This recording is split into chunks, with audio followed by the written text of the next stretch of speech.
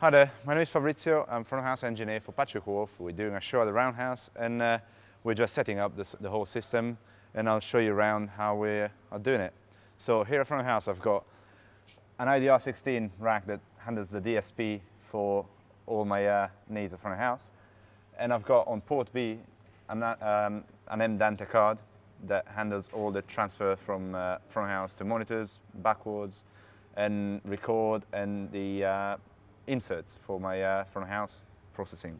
So I'll plug that in, and you'll see here on my computer that everything is self-configuring. It's all coming up nicely, all working to plan.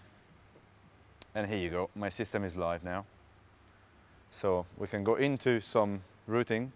So basically the IDR10 is my stage rack that transmits all the signals to my front of house brain, IDR16. So I've got a straight patch 1 to 56, I think it is, or no, 64, 62.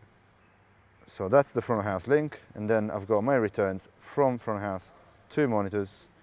So as you can see, the transmitters, I've got the 16, which is my brain down here, going to the IDR10, which is on monitors, and I just got a straight patch so that if I send something back, they will get it on monitors. Also, we're doing a multi-track record of every show, and that's on this MacBook Pro.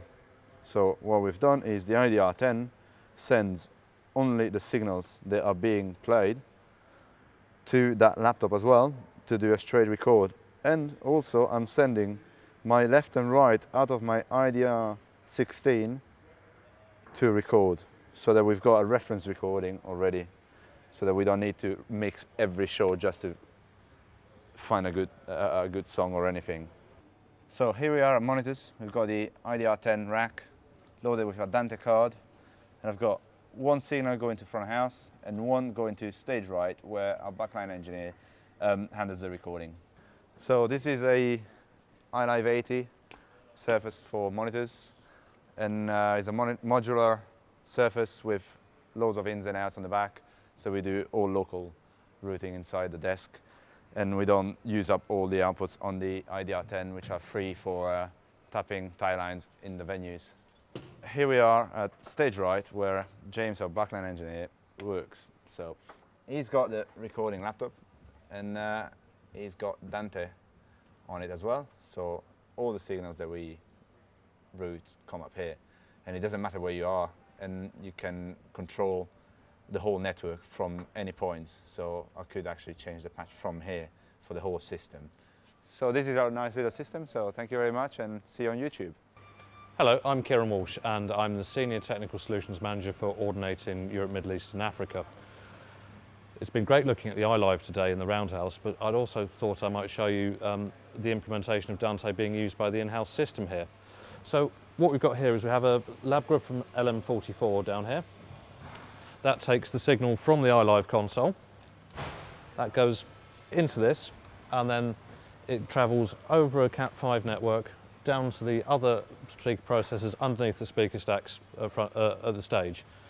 What this does is it means that the sound is not degraded in an analog cable and will not pick up noise on the way over there, except it's not quite that straightforward. The signal cable actually goes down here, up there, across there, all the way around the room, and then back across in. So that's about 150 meters.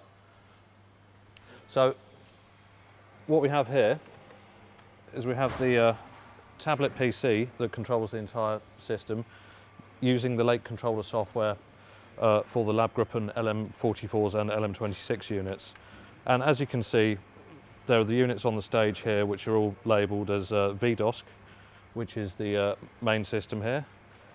And so you have several zones of VDOS to cover the venue evenly.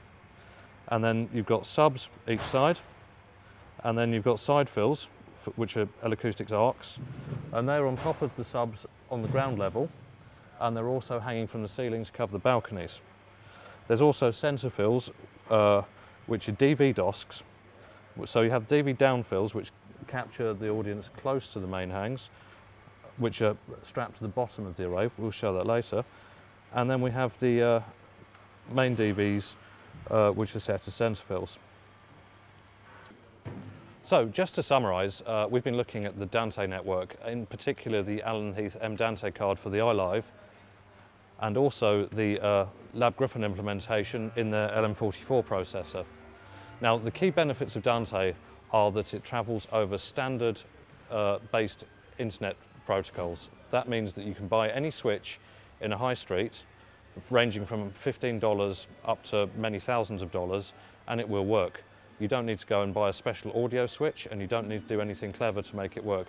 As Fabrizio demonstrated, it just plugs in and it works. Dante, just in terms of figures, can handle 256 channels in each direction at 48 kilohertz on one piece of gigabit Cat5.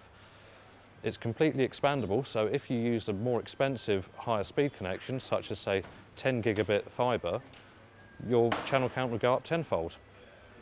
It really is a truly expandable system and operates at very, very low latency.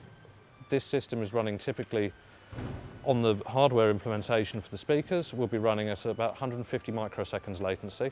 That's microseconds, not milliseconds. And this system runs at varying degrees of latency depending on the demands. Dante doesn't have to have a fixed latency for the network. If you want to use a long latency, such as in a record application on the stage, you can use up to 10 milliseconds latency just to make sure you get those important record tracks down.